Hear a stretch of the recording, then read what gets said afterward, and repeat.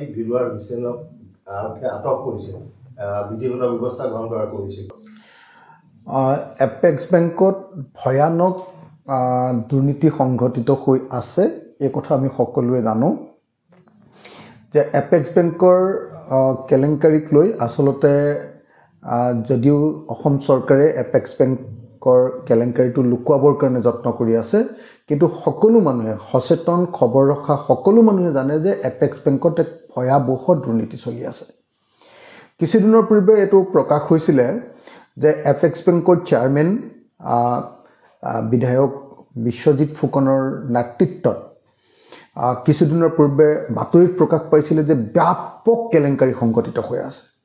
আৰু সেই একেটা কেলেংকাৰীতে MD ডম্বৰু শইকীয়াও জড়িত বুলি ব্যাপক ৰূপত প্ৰচাৰ চলিছিলে। আমি সংবাদ মাধ্যমত বাতৰি দেখিবলৈ পাইছিলোঁ, পঢ়িবলৈ পাইছিলোঁ যে তাত এজন বাজাজ নামৰ এজন ব্যৱসায়ী আৰু বেলেগ বেলেগ ধৰণৰ বহুত কেলেংকাৰী এপেক্স বেংকৰ ভিতৰত সংঘটিত হৈ আছে।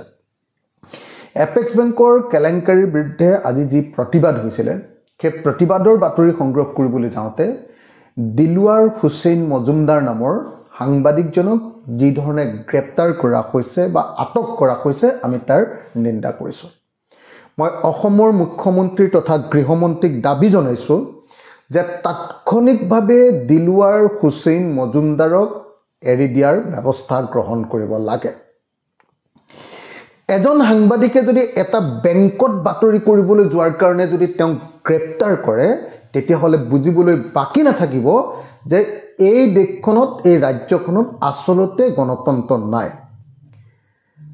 আজি গণতন্ত্ৰৰ চতুৰ্থ স্তম্ভ সংবাদ মাধ্যমৰ এজন সংবাদকৰ্মীয়ে এটা বাতৰি আনিবলৈ যাওঁতে আৰু এটা চৰকাৰী বেংকৰ, ৰাজহুৱা বেংকৰ, এটা সমবায় বেংকৰ MDজনক প্ৰশ্ন কৰাৰ কাৰণে যদি এজন জ্যেষ্ঠ সাংবাদিকক এনেকৈ আটক বা গ্ৰেপ্তাৰ কৰা হয়, এইটো গণতন্ত্ৰৰ ওপৰত আক্ৰমণ বুজাব।